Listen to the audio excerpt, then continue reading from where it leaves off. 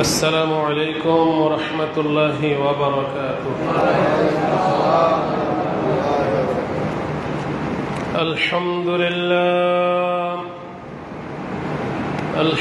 لله نحمده ونستعينه ونستغفره ونعوذ بالله من شرور أنفسنا ومن سيئات أعمالنا. من يهده الله فلا مضل له ومن يضلله فلا هادي له. ونشهد أن لا إله إلا الله وحده لا شريك له.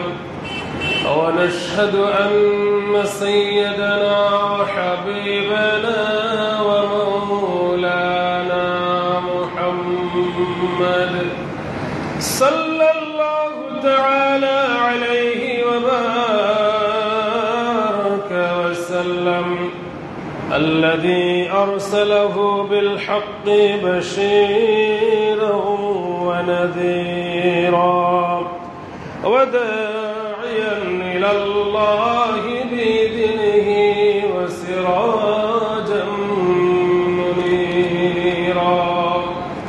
وقد قال الله سبحانه وتعالى في شان حبيبه ومحبوبه آمرا ومخبرا: إن الله وملائكته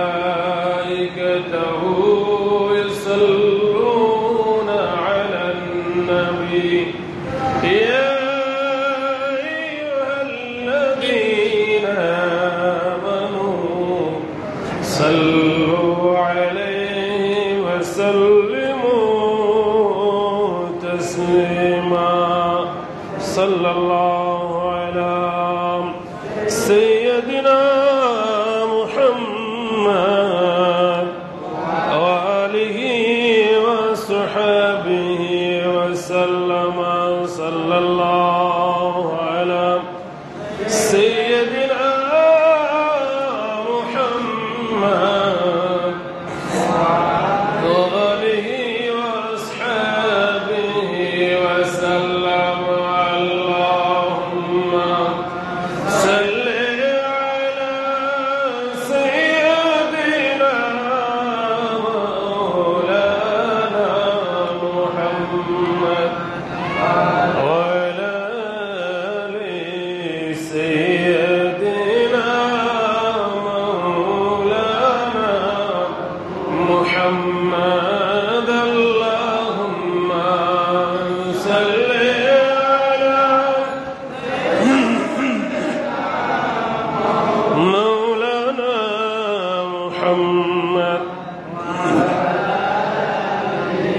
سيدنا مولانا. يا رسول الله حبيبي خالقك تطوي برگزیدہ ذوالجلال پاک بہم تطوی. اللهم صل على سيدنا مولانا محمد سيدنا مولانا محمد. بلغ العلا بكماله كشف الدجى بجماله حسنت جميع خصاله. صلوا عليه هو الحبيب الذي ترجى شفاعته لكل هول من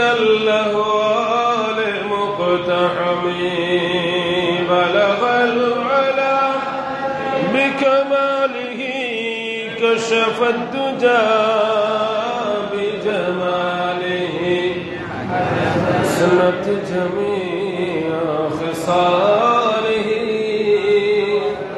صلى الله عليه. أما بعد فأعوذ بالله من الشيطان الرجيم. بسم الله الرحمن الرحيم. من يطع الرسول فقد أطاع الله ومن تولى فما أرسلناك عليهم حفيظا. صدق الله العظيم. وقال رسول الله صلى الله عليه وسلم من أطاعني فقد أطاع الله ومن عصاني فقد عصى الله أو كما قال عليه الصلاة والسلام. মুআজ্জাজ মুকাররম মুহতারাম হাজিরিন মুসল্লিয়ান কিরাম, মুরব্বিয়ান আযম এবং আমার প্রিয় যুবক ভাইয়েরা, পর্দানশীল সম্মানিত মা ও বোনেরা, শুরুতে আল্লাহ রাব্বুল ইজ্জতের শুকরগুজার করে নিই যে মহান আল্লাহ তাআলা আমাদেরকে পবিত্র শাওয়াল মাসের সর্বশেষ জুমায় আউয়াল ওয়াক্তে আল্লাহর ঘরে সমবেত হইয়া রাসূল আকরাম সাল্লাল্লাহু আলাইহি ওয়াসাল্লামের আদর্শে উজ্জীবিত হয়ে রাসূলের সুন্নাহ অনুসরণের নিয়তে আমাদের ভবিষ্যৎ জীবনকে রাসূলের সুন্নাহ অনুসারে পরিচালনা করার নিয়তে এই সালাতুল জুমার প্রাক্কালে শিক্ষণীয় এবং অনুসরণীয় রাসূলের হাদিস শরীফ থেকে কিছু শোনার এবং বলার যে তৌফিকটুকুন আল্লাহ তাআলা আমাদেরকে দান করেছেন, সে মহান আল্লাহর দরবারে শুকরগুজার করি। আমরা সবাই বলি আলহামদুলিল্লাহ, এবং সাথে সাথে লক্ষ সালাত এবং সালাম পেশ করি রাহমাতুল আলামিন সাইয়্যিদুল মুরসালিন শফিউল মুজনবিন মুহাম্মদুর রাসূলুল্লাহ সাল্লাল্লাহু আলাইহি ওয়াসাল্লামের রওজা তারে, যাকে অনুসরণের জন্য আল্লাহ তাআলা আমাদেরকে আবশ্যক করে দিয়েছেন এবং বলে দিয়েছেন যার আনুগত্যতা মানে আল্লাহর আনুগত্যতা, যার অনুসরণ মানে আল্লাহর অনুসরণ। সুতরাং সেই রাসূলের সুন্নাহ সম্পর্কিত আলোচনা আমরা ধারাবাহিকভাবে আজকেও ইনশাআল্লাহ তাআলা রাসূলের সুন্নাহ সম্পর্কে জানব। ব্যক্তিগতভাবে দৈনন্দিন জীবনে আমল করার নিয়তে আল্লাহ তাআলা আমাদেরকে নবীর সুন্নাহ, নবীর ইত্তেবা করার তৌফিক দিন, বলো না আমিন। সম্মানিত হাজিরিন, গত জুমায় আমরা শুনেছিলাম রাসূল আকরাম সাল্লাল্লাহু আলাইহি ওয়াসাল্লামের দৈনন্দিন জীবনের যে সুন্নাতগুলি রাসূল জীবনে যেগুলি করতেন, আমরাও যেন সেগুলি করার নিয়তে কি করতে পারি। আজকের এর ধারাবাহিকতায় আসলে রাসূলুল্লাহর জীবনী বলাতে কারো পক্ষে সম্ভব নয়। সংক্ষিপ্ত পরিসরে যেগুলি আমরা প্রতিনিয়ত করি কিন্তু সুন্নাহ মাহফিল অনেকেই অবহেলার কারণে করতে পারি না বা জানি না, এই জানার নিয়তেই মূলত আমরা একটু স্মরণ করে দিই মাত্র রাসূলের কেমন আমল ছিল, দৈনন্দিন জীবনে আমরা কি তাকে কিভাবে কি আমল করতে পারি, কিভাবে তাকে অনুসরণ করতে পারি। কারণ আল্লাহ রাব্বুল আলামিন বলছেন মান ইউতির রাসূল ফাকাদ আতা আল্লাহ, যে আল্লাহ রাসূলের বশ্যতা স্বীকার করবে, আনুগত্যতা করবে, আল্লাহ তাআলারই যেন আনুগত্য সে স্বীকার করলো। রাসূলকে মানলো মানে আল্লাহকেই মানলো। এবং যে ব্যক্তি ওমান তাওয়াল্লা, রাসূলকে যারা না মেনে বিমুখ হয়ে গেল, রাসূলের আদর্শের বিরুদ্ধাচরণ যারা করলো, পশ্চাৎমুখী যারা হয়ে গেল, আল্লাহ রাসূলকে বললেন রাসূল রে, তাদের উপরে আমি আপনাকে রক্ষক হিসাবে প্রেরণ করি নাই, যে বাধ্যবাধকতা এটা আপনার উপরে নাই যে তাকে গাঁট ধরে হাত ধরে জোর করে মসজিদে ইবাদতে আল্লাহর গোলামিতে নিয়ে আসবেন, এই দায়িত্ব আপনার নয়, বরং আল্লাহ তাআলা রাসূলকে পাঠিয়েছেন তাবলীগ মুবাল্লিগ দ্বীন করে, দ্বীনের প্রসারক হিসাবে। এজন্য আমরা রাসূলের সুন্নাহ সম্পর্কে আলোচনা আজকের এই শেষ পর্ব ইনশাআল্লাহ তাআলা, শেষ তো হয় না, আলোচনার সংক্ষিপ্ত পরিসরে আমরা এটি টানবো, যেহেতু আগামী মাস থেকে ইনশাআল্লাহ তাআলা হজের মাস শুরু হবে। এটা আরেকটা ফরজ ইবাদত সম্পদশালী ব্যক্তি মুমিনদের জন্য, সে সম্পর্কিত আলোকপাত করার চেষ্টা করবো ইনশাআল্লাহ তাআলা। আজকে আল্লাহ রাসূলের দৈনন্দিন জীবনের যে সুন্নাতগুলির মধ্যে অন্যতম সেটা হলো সুনানুর রাসূল ফিন নাযাফা, পবিত্র পরিচ্ছন্নতার ব্যাপারে আল্লাহ রাসূলের সুন্নাহ।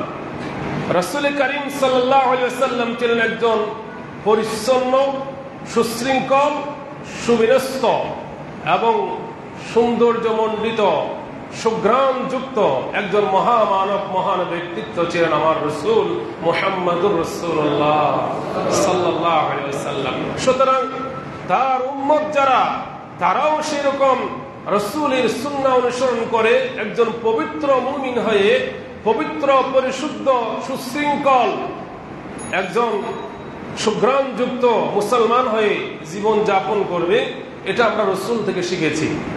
মুসলমানদের চরিত্র হবে সৌন্দর্যমণ্ডিত, মুসলমানদের চাল চলন আচরণ এবং ড্রেসআপ থেকে শুরু করে দৈনন্দিন জীবনে তার পুরা বডিটা সৌন্দর্য, সুশৃঙ্খল ভাবে এবং পরিচ্ছন্ন ভাবে জীবন যাপন করবে। কারণ আমার রাসূল সাল্লাল্লাহু আলাইহি ওয়াসাল্লাম ছিলেন একজন পরিচ্ছন্ন ব্যক্তিত্ব। সুবহানাল্লাহ।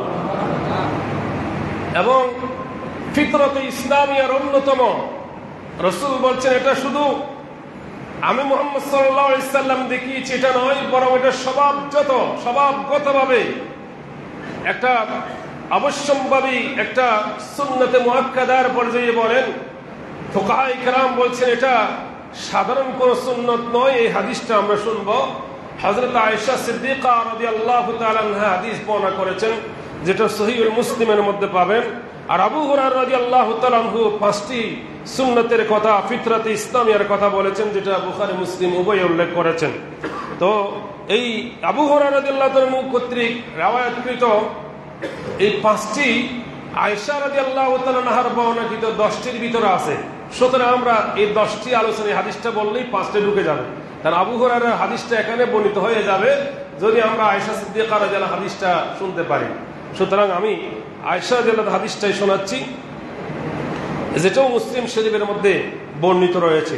রাসূল করিম সাল্লাল্লাহু আলাইহি ওয়াসাল্লাম থেকে মারফুআন হাদিস। আয়েশা সিদ্দিকা সরাসরি রাসূল থেকে শুনেছেন, বলতে শুনেছেন, রাসূল থেকেই বর্ণনা করেছেন।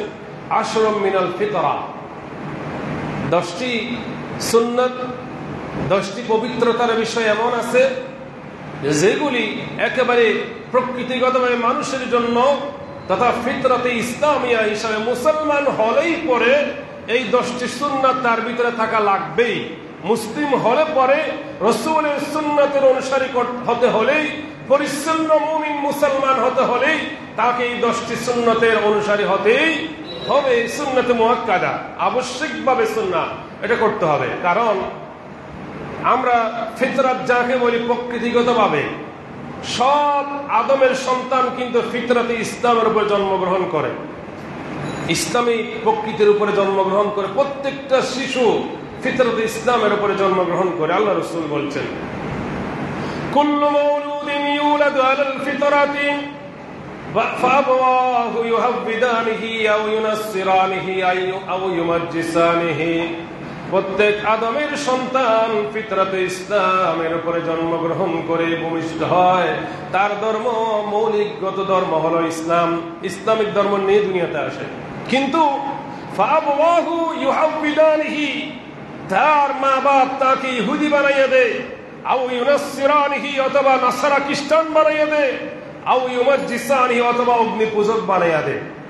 মা বাপ মূলত সন্তানকে ইহুদি বানাইয়া দেয়। মা বাবাই, এ যদি ইহুদি হয় মা বাপ, সে তার উপাসনায় নিয়ে যাবে, খ্রিস্টান হলে তার গির্জায় নিয়ে যাবে।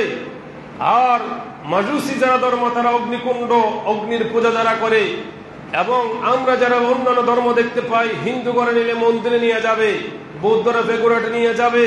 মুসলমান হলে তার সন্তানকে মসজিদে নিয়ে আসবে। ঠিক না বেটি?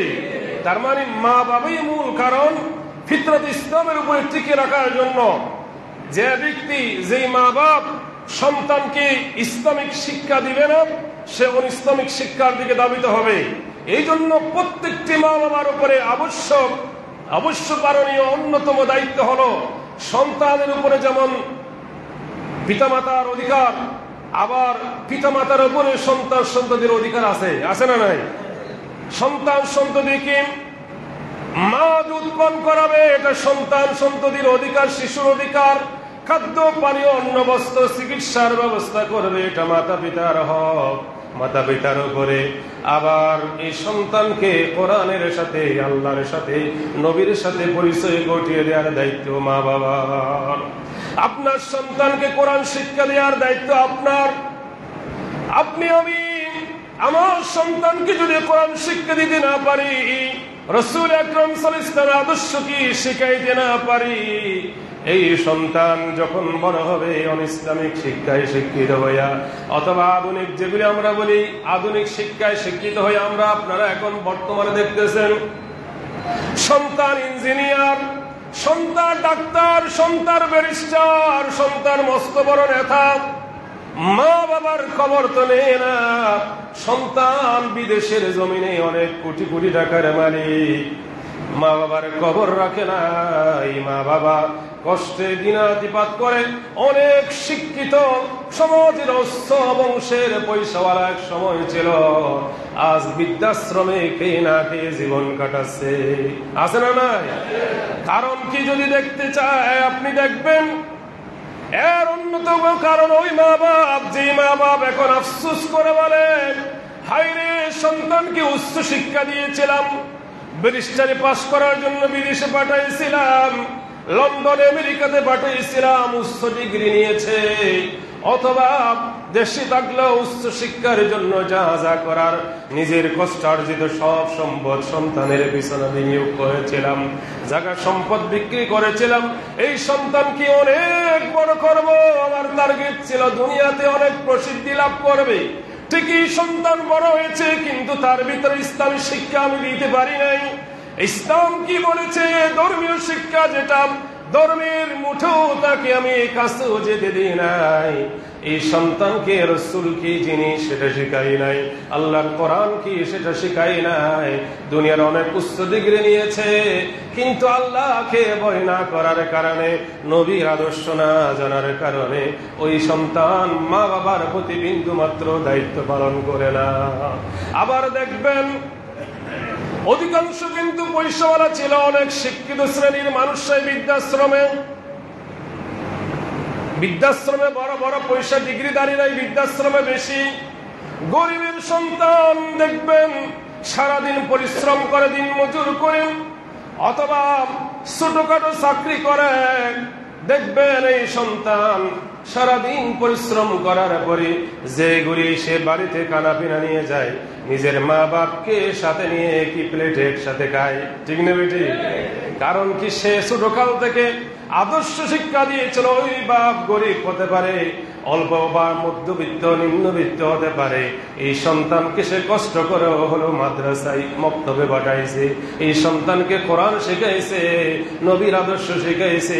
সন্তান বুঝতে পেরেছে, সন্তান জানতে পেরেছে এই মা বাবা আমার আসল, মা বাবা সবচেয়ে আমার বড় পীর, ঠিক না ঠিক ভাই? আবার দেখবেন হুজুর, এখন যদি বলি উচ্চ ডিগ্রিতে আসল শিক্ষা নয়, উচ্চ ডিগ্রি উচ্চ শিক্ষা অর্জন দরকার আছে, ইঞ্জিনিয়ার দরকার আছে, ডাক্তার দরকার আছে। আপনার সন্তানকে উচ্চ ডিগ্রির পাশাপাশি সবচেয়ে উচ্চ শিক্ষা, যেটা শিক্ষার মহাশিক্ষা, আল্লাহ যেটা নির্দেশ দিয়েছিলেন, রিসালাতের প্রথম দাবি যেটা ছিল, নবীর উপরে যে প্রথম বার্তা ছিল, ওহির প্রথম সূচনা যেটা ছিল, সেটা ইকরা ইকরা বিসমি রাব্বিকাল্লাযী খালাক। যেটা এমন শিক্ষা যেটা স্রষ্টার সাথে সম্পৃক্ত।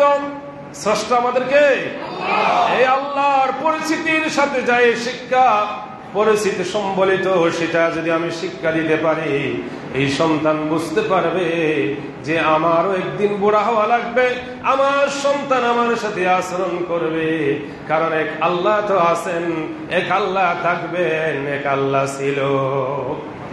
এই কথা তার ভিতরে আসবে। কোরআন শিখায় নাই, সারা জিন্দগি বুড়া হয়ে গেছে, এখনো কোরআন পড়তে পারে না। এই জন্য একজন এক নম্বর দায়ী তার মা বাপ। রাসূল বলেন তার মা বাপ তার ইহুদি বানায়, খ্রিস্টান বানায়, অথবা অগ্নি পূজক বানায়। আবার সন্তানকে মা বাবা কোরআন শিক্ষা দেয়, ইসলাম শিক্ষা দেয়।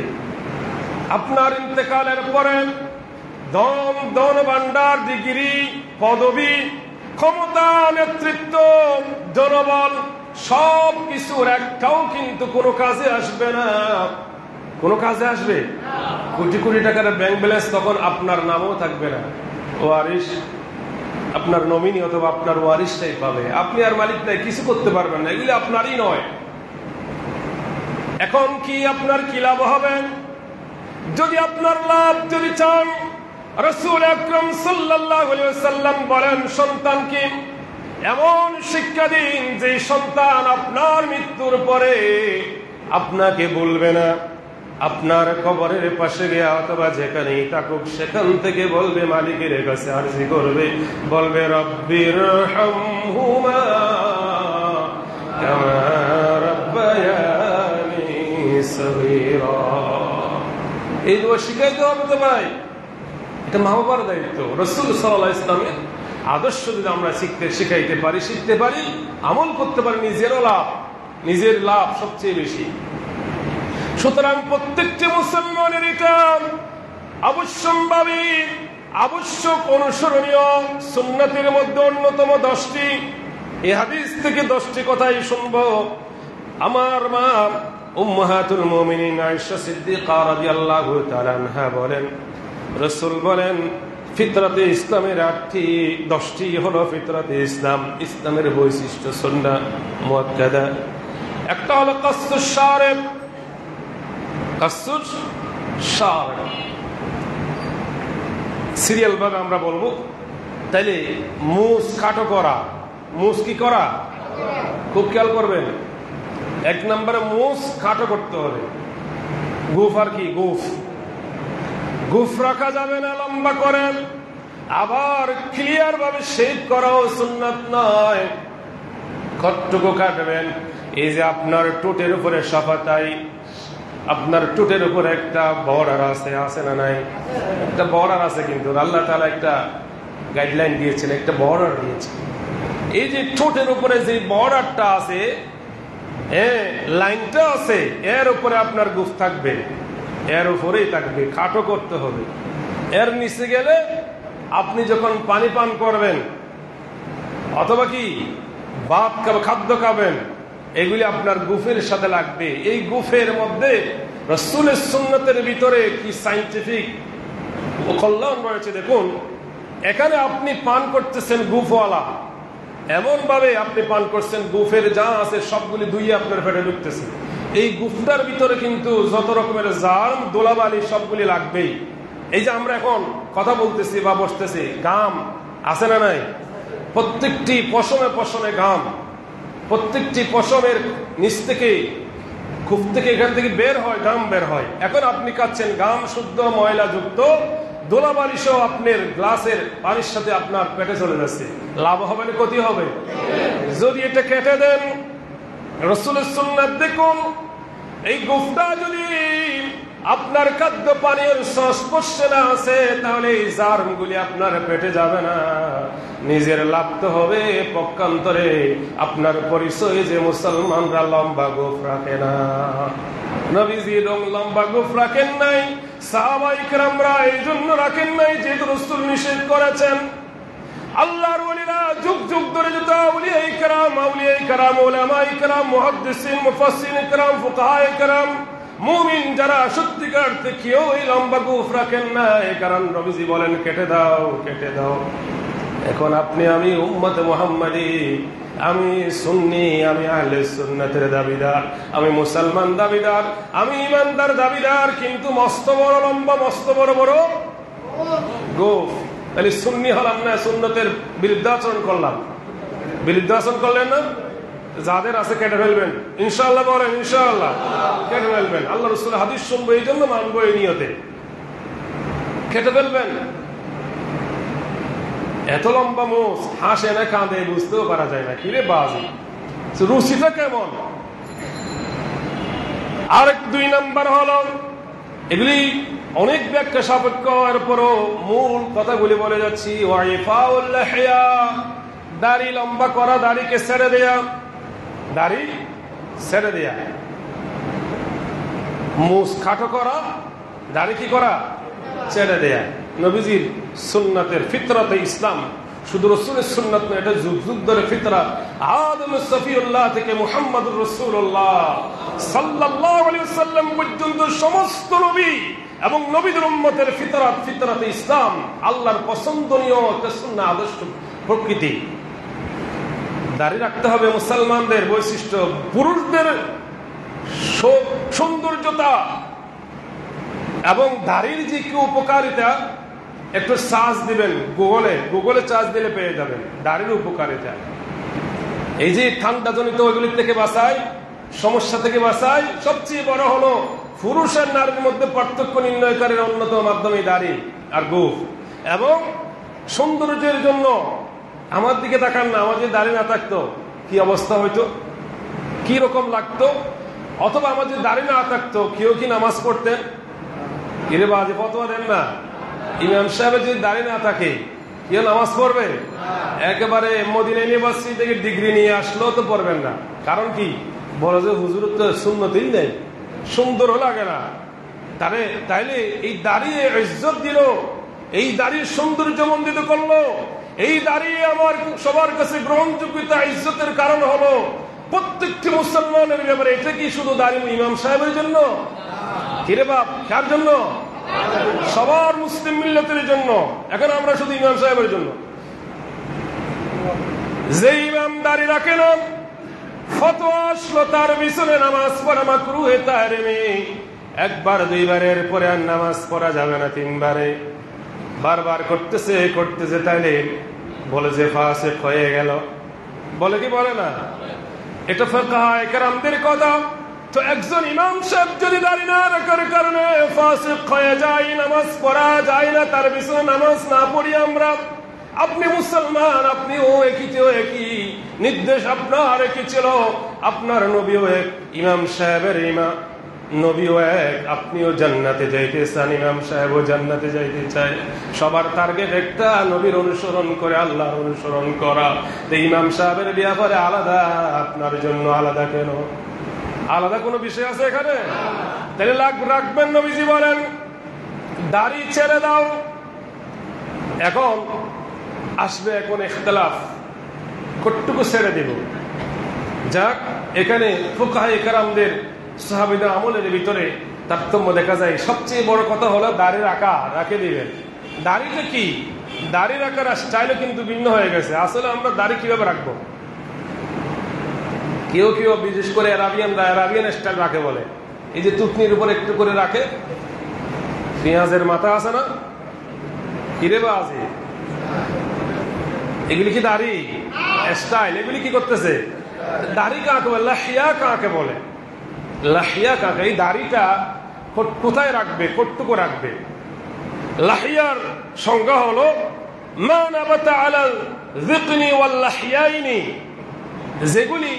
যে পুরুষের লাহিয়া বলা হয় সোয়াল, গালের দুই সোয়াল আছে না, সোয়াল ছিলেন না বাপ, সোয়াল।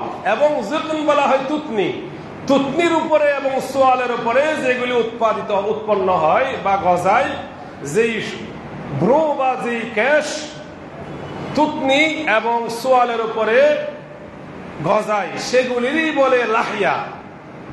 তাইলে এখানে পুরা শেপ করে তুতনির গোড়ে আনলেন, এগুলি কি দাড়ি ছিল না? ছিল কি ছিল না? আবার এমন ভাবে মারে 0 পয়েন্টে, কি 0 সাইজ, কি সাইজ 0 সাইজ যখন বলে, ওই হিন্দু, আমাদের দেশে তো হিন্দুরাই করে। সৌদি আরবে যখন যাবেন, যখন সেলুনে ঢুকবেন, আপনার মাথা মুন্ডন করে তখন বিসমিল্লাহ বলে শুরু করে। কারণ কি? সে মুসলমান। সে কি মুসলমান। আর আমাদের দেশের এগুলি সবগুলি কাফের, ঠিক না বেটি? আপনি যখন 0 সাইজ বলবেন, সে কিন্তু খুশি হয়ে যাবে। আবার বলা লাগে না, অনেকে এমনি মারি দেয় যে মুসলমানের বাচ্চা দাঁড়িয়ে রাখবি, আমি 0 সাইজ মারি দিলাম। আছে না নাই? আপনাকে সতর্ক হতে হবে। আমি দাঁড়িয়ে রাখছি যখন, অন্তত রাসূলের সুন্নাত অনুসরণের চেষ্টা করি। তাইলে তো আমি যখন মরবো, একটু চিন্তা করেন, আমি যখন মরবো, আপনি মরবেন কি মরবেন না? এই মুহূর্তে যদি মরেন, রাস্তায় মারা গেলেন, অ্যাক্সিডেন্টে মারা গেলেন, বিশ্ব রোডের উপরে মেরে আপনার চলে গেল ট্রাকে, অনেক এরকম দুর্ঘটনা আমরা দেখতে পাই। তার লাশ পাওয়ার মালিক হদিস পাওয়া যায় না, এই মানুষটা কোথাকার পাওয়া যায়, আবার পরে পাওয়া যায়, মর্গে খুঁজে পাওয়া যায়। আবার এমন হয় এই মানুষটা মুসলমান নাকি হিন্দু এটা নির্ণয় করতে কঠিন হয়ে যায়, কারণ আগামাতা ক্লিয়ার। ঠিক না বেটি? এই মানুষটা মুসলমান না হিন্দু চেনা কঠিন, কারণ কি তার মুসলমানের পরিচয় বহনকারী দাড়ির একটা দাড়িও তার মুখে নাই। কি করতে হবে এখন? কি করতে হবে? উল্টাই দেখতে হবে, এতে হিন্দু না মুসলমান। নাউযুবিল্লাহ বলে, নাউযুবিল্লাহ। আপনি আমি সেই পরিস্থিতির শিকার হতে পারে কি পারি না? আচ্ছা, নাই পড়লেন, আল্লাহ হেফাজত করুন আমাদের সবাইকে এরকম দুর্ঘটনা থেকে, আমাদের জাতিকে, আমাদের পরিবার সবাইকে হেফাজত করুন। আমিন বলেন, আরো বলেন আমিন। এমনি মরলেন, মরার পরে আপনাকে কবরে দিবে, আমাকে কবর রাখা হবে, সব আমার ড্রেস আপ যা আছে সবগুলি খুলে ফেলা হবে। এই যে লম্বা জুব্বা থাকলে বোঝা যাইতো হুজুর এটা মুসলমান, পাগড়ি থাকলে বোঝা যাইতো মুসলমান। পাগড়িও নাই, টুপিও নাই, লম্বা জুব্বাও নাই, কিছু না। এখন আপনার আমার শুধু তিনটা সাদা কাপড় পুরুষের জন্য, নারীর জন্য তো তারা আলাদা বিষয়। এই পুরুষের তিনটি একই কাপড় নিয়ে আপনিও যাবেন। এখন যদি কবরের মধ্যে জিজ্ঞেস তো করাই হবে, মাযা তাকুলুন হাদার রাজুলিয়ানি মুহাম্মদ সাল্লাল্লাহু আলাইহি ওয়াসাল্লাম। 3 নম্বর প্রশ্ন হবে, এই ব্যক্তির ব্যাপারে তোমার মতামত কি? তিনি কে? তুমি কি চিনো নাকি? মুহাম্মদ সাল্লাল্লাহু আলাইহি ওয়াসাল্লামের দিকে ইশারা করে বলা হবে, উনি কে? তুমি চিনো নাকি?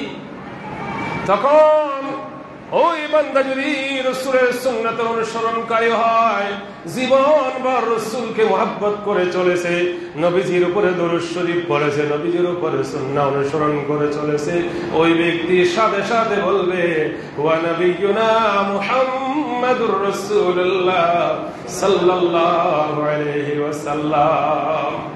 আর যদি তার কোন আমল নবীর জীবনের সাথে তার জীবনের কোনো মিল ছিল না, মরার পরে আমি তার দিছি বিসমিল্লাহ ওয়ালা মিল্লাতে রাসূলুল্লাহ করে, কাফেরটাকে মুরতাদ বেঈমান মুনাফিক তারে, ওই ব্যক্তি রাসূলকে দেখেও চিনতে পারবে না। সে বলবে আমি তো চিনতে পারতেছি না, উনিকে আমি চিনতে পারছি না। আর মুমিন বান্দারে যখন এর আগে যখন জিজ্ঞেস করবে আমার রব্বুকা, তোমার রব কে ছিল, সাথে সাথেই বলবে রব্বি আল্লাহ, আমার রব। কেমনে পারবে? আমি বলি এই জন্য পারবে ওই বান্দা খবরে তো মাত্র একবার উত্তর দিবে।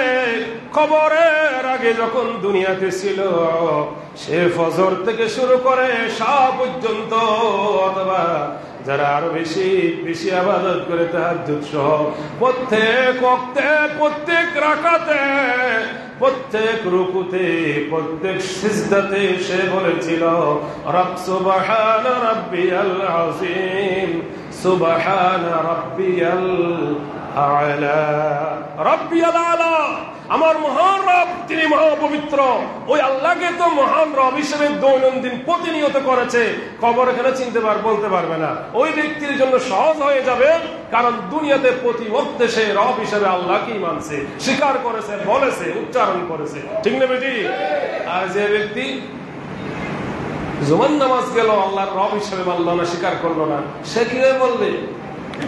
এই জন্য ভাই রাসূলের অন্যতম বিতরণ ইসলাম নবীজি বলেন, মুসলমান যারা, ইমানদার নবীর অনুসরণকারী যারা, তোমরা দাঁড়িয়ে রাখবা, দাড়ি কট্টুকু রাখবা, আস্তে আস্তে ছেড়ে দাও, আদত করো, তারপরে ইবাদত। সাহাবায়ে কেরামদের আমল দেখা যায়, হজের পরে তারা মুষ্টি বন্ধ করে এরকম মুঠ করে ধরে মুঠের বাইরের অংশগুলো ছেড়ে দিতেন। সুবহানাল্লাহ। এটা যেন একটা দলিল হয়ে গেল, এক মুষ্টির পরে কি কেটে ফেলা বৈধ। ছাড়তেও পারতেন, ওসমান গনি লম্বা ছিল আরো। সম্মানিত ভাইরা, আবার নাবির নিচে যাবে না আমার ভাইরা। যাক, আমরা জানলাম তাহলে সুন্নাতের অন্যতম ফিতরাতে নবীজির আদর্শ সুন্নাত হলো দাড়ি রাখা। মুসলমানদের পরিচয় বহনকারীর চিহ্ন শিয়ার ইসলাম হলো দাড়ি। কবরও যখন দাড়িওয়ালা যাবে আর দাড়ি ছাড়া যাবে, অবস্থা তার সাথে আচরণ বেশ কম হবে কি হবে না? নবীর সুন্নতের অনুসারী আর নবীর সুন্নতের খেলাফকারীর অবস্থাও কি হবে? তারতম্য হবে না? আপনি যদি নবীকে মহব্বত করেন, অবশ্যই হুজুর রাখতে তো মনে চায়, রাখবো আর কি, বয়স হলে মেয়ে বিয়ে দিই, একটু দাদা হই নানা হই, তারপরে হজ করে যা যা করছি, দুর্নীতি সিটিং বাটপারি যা যা করছি সবগুলি আল্লাহর গদ্দরে মাপ চাই এই দাঁড়িয়ে রাখি আসবো, এরকম নিয়োগ করে আসছি। আচ্ছা, এই গ্যারান্টি কোথায় পেলেন? আপনি যে ওখানে গেলে মাপ পেয়ে যাবেন অথবা সেখানে যে যাবেন, এই এগ্রিমেন্ট কার সাথে করলেন? আপনি কে আপনার এই গ্যারান্টি দিল? কোনো গ্যারান্টি আছে? বরং গ্যারান্টি হলো আমি এখন আছি, এখনই আমার সুযোগ, এখনই আমি দাঁড়িয়ে রাখবো, এখনই সুন্নাত পালন করে চেষ্টা করবো ইনশাআল্লাহ। অন্য সময় ইনশাআল্লাহ বাকি কথা শুনবো। 3 নম্বর আসওয়াক, মিসওয়াক করা নবীজির সুন্নাত, ফিতরত ইসলাম। মিসওয়াক গুরুত্বপূর্ণ বিষয়। নবীজি বলেন আসওয়াকু মুতাহহারাতুন লিল ফামি ওয়া মারদাতুন লির রাব্বি। মিসওয়াক এমন একটি আমল, এমন একটা নবীজির সুন্নাত, ফিতরত ইসলাম, যে মিসওয়াক করে দাঁত পরিষ্কার করে ওই ব্যক্তি, এই মিসওয়াক হলো মুতাহহারাতুল লিল ফামি, মুখের পবিত্রতা, মুখ পরিশুদ্ধতা। কারণ নবীজি পবিত্র ছিলেন, মুখের পবিত্রতার মাধ্যম, ওয়া মারদাতুল লির রাব্বি, রবকে মালিককে খুশি করার মাধ্যম হলো মিসওয়াক। সুবহানাল্লাহ। মিসওয়াক করবেন। মিসওয়াক নবীজির দায়েমি সুন্নাত বলা যায়, সব সময় তিনি বলতেন। নবীজি বলেন লাউলা শুক্কা আলা উম্মতি লামারতুহুম বিসওয়াক ফি কুল্লি সালাতিন।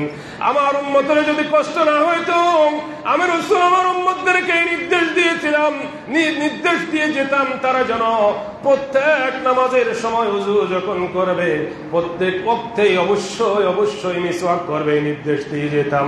সুবহানাল্লাহ। কিন্তু কষ্ট হবে, এই জন্য মিসওয়াক। ঘুম থেকে উঠে আমরা হুজুর আমরা দাঁত ব্রাশ করি, ব্রাশ করলে আর মিসওয়াক করার মধ্যে পার্থক্য আছে কি? মাসালা হলো যে বর্তমান ইসলামিক স্কলাররা বলছেন মিসওয়াক করলে আপনি মিসওয়াক নবীজির সুন্নাত দাঁত, যেটা আমরা কাঠ দিয়ে অথবা নিম গাছ, যে গাছ হোক, জৈতুন গাছ হোক, মিসওয়াকের একটা স্টাইল, আপনার যে শুভ্রতা আর্দ্রতা সেটার সুন্নাত পরিপূর্ণ আদায় হবে। মিসওয়াকের উদ্দেশ্য হলো মুখ পরিষ্কার করা, দাঁত ব্রাশের মাধ্যমে মুখ পরিষ্কার হয়, কিন্তু হয় কি হয় না? তো পবিত্রতার উদ্দেশ্য টার্গেট ফিল আপ হবে, কিন্তু মিসওয়াক করলে এটা টার্গেট তো ফিল আপ হবেই হবে, এক্সট্রা সুন্নাতের সওয়াব পেয়ে যাবে। সুবহানাল্লাহ। উদ্দেশ্য কি? মুখ পরিষ্কার রাখা। উদ্দেশ্য কি? মুখ পরিষ্কার। এবং এদিনও একজন মসজিদে যাচ্ছি, আমরা গ্রামের কথা বলছি, এখানে না, একসাথে মসজিদ যাচ্ছি, আজান হয়েছে, যাচ্ছি, যাওয়ার সময় আমার আগে এক ব্যক্তি হাতে সিগারেট, বিড়ি হয়তো আবুল বিড়ি খাইয়া মসজিদে যাচ্ছে। আমি বলছি তুমি কোথায় যাচ্ছ? ওদের কেন? মসজিদে যাচ্ছি, এখন জামাত হবে, তুমি এখনো সিগারেট টানতেছো, তুমি মসজিদে যাও কেন? তুমি যে কথা আমি কুলি করে বলবো, তো কুলি করলে কি এই মুখের সিগারেটের ভিতরের এই বাসগুলি দুর্গন্ধগুলি যাবে? যাচ্ছে। আমি বলছি তুমি এখন দরকার নাই, তুই এখন কেন খাচ্ছ? তুমি তো খাবো 1 ঘন্টা আগে, আধা ঘন্টা আগে খাও। কিন্তু এই খাওয়ার কারণে তোমার মুখ থেকে যে দুর্গন্ধ বের হচ্ছে, এটা রাসূল কারীম সাল্লাল্লাহু আলাইহি সাল্লাম বলছেন ইন্নাল মালায়েকাতা তাআজ্জা মিম্মা ইয়াতাআজ্জা বিহিন নাস। যে কারণে মানুষ কষ্ট পায়, এই সিগারেটের দুর্গন্ধের পাশে যে সিগারেট খেলে তার কষ্ট হয় কি হয় না? অবশ্যই কষ্ট হয়, দাঁড়ানো কষ্টকর হয়, তার পাশে এত দুর্গন্ধ বের হয়। আর অনেকে দাঁত ব্রাশে করে না, এমন দুর্গন্ধ, নাউযুবিল্লাহ। আমার উস্তাদ বলছেন যে ময়লা যারা টয়লেট করে, এই পিছনের অবস্থা থেকে মুখের দুর্গন্ধ আরো জঘন্য, আরো কি জঘন্য, ভয়ঙ্কর। এই ব্যক্তির পাশে দাঁড়ানো কষ্টকর হয়। আমার রাসূল বলছেন যে কারণে তার মানুষ কষ্ট পায়, সেই সব বিষয়ের কারণে আল্লাহর ফেরেশতারা কষ্ট পায়। আসছেন নামাজ পড়তে, মুসল্লি কষ্ট পায়, আল্লাহর ফেরেশতা কষ্ট পায়। আপনার নামাজ কি কবুল হবে আশা করেন? আমরা কবুল হওয়ার জন্যই মিসওয়াক করব ইনশাআল্লাহ। নবীর সুন্নাত ওয়াল ইসতিনশাকুল মা। আজকে আমি শেষ করতে চাই, 2 মিনিট শেষ করব। আরেকটা হলো নাক পরিষ্কার করা। আপনি ওযু করার সময় নাক পরিষ্কার করবেন। ওয়াকাসুল আসফার, নখ হাত পায়ের নখগুলি কেটে ফেলবেন। ওয়াগাসুল বারাজিম, আঙ্গুলের এই যে গিঁটগুলি আছে, গ্রন্থি, আঙ্গুলি গ্রন্থি, এগুলি ধুতে হবে ভালো করে। উযু করার সময়, গোসলের সময় আঙ্গুলের গ্রন্থিগুলি কিন্তু পানি পৌঁছে না অনেক সময়। এগুলি নবীজির সুন্নাত, ফিতরতে ইসলাম। রাসূল বলছেন ওয়া খালকুল আনা, এবং ওয়ানাতফুল ইবিতি, বগলের নিচে যে অবাঞ্ছিত লোম আছে বা বগলের নিচের লোমগুলি উপড়ে ফেলা বা সেভ করে পরিষ্কার করে ফেলা। আরেকটা হলো ওয়াখালকুল আনা, নাভির নিচের পশমগুলি পরিষ্কার পরিচ্ছন্ন রাখা, এবং ইন্তেকাজুল মা, ইস্তেনজা করা, প্রস্রাব পায়খানার পরে কি করা, পানি দিয়ে ডিলাকুলুক বা পানি দিয়ে সুন্দরভাবে উত্তম ভাবে ইস্তেনজা করা। হযরতে রাবি বলেন যে আমি দশমটা বলে গেছি, হতে পারে আল্লাহ আন তাকুনাল মাদমাদা, যে এটা হলো গড়গড়া করা, এটাও সুন্নতে ফিতরতে ইসলাম, গড়গড়া। দেখুন নাক, মুখ এবং আপনার জিহ্বা, দাঁত সবগুলি পরিষ্কার। একজন মুসলমান হবে পরিচ্ছন্ন, পবিত্র, কারণ আমার রাসূল ছিলেন পবিত্র পরিচ্ছন্ন। সুবহানাল্লাহ। এবং কতদিনে কাটবো, কতদিনে কাটবো? হযরত আনাস রাদিয়াল্লাহু তাআলা আনহু বলছেন রাসূল আমাদের জন্য দরা দিয়েছেন, উক্কিতালানা, নবীজি আমাদের জন্য সময় নির্ধারণ করে দিয়েছেন, এগুলি যেন আমরা অবশ্যই যে আল্লাহ নাতরুকা যালিকা আকসার মিন 40 লাইলা, 40 রাত্রির থেকে বেশি যেন আমরা এটা এক্সিড যেন না করি। 40 রাত্রির ভিতরে, মানে 40 দিনের ভিতরেই যেন এগুলি কেটে ফেলা হয়। সপ্তাহে 15 দিনে সর্বোচ্চ মুদ্দত কত? 40 দিনের পরে গেলে মাকরুহ নামাজ, মাকরুহ তাহরিমের পর্যায়ে কাছাকাছি হয়ে যাবে। এগুলি করতে পারলে আমরা আল্লাহর মুহাব্বত পাবো এবং আমাদের দোয়া কবুল হবে। হাদিস শরীফ থেকে প্রমাণিত। আমরা সময় নেই, এই জন্য আর শোনাচ্ছি না। আল্লাহ তাআলা আমাদেরকে জীবনের প্রতি ক্ষণে, প্রতি পদক্ষেপে রাসূল আকরাম সাল্লাল্লাহু আলাইহি ওয়াসাল্লাম অনুসরণ করে চলার আল্লাহ যেন তৌফিক দেন। বলেন আমিন। ওয়া আখিরু দাওয়ানা আলহামদুলিল্লাহ।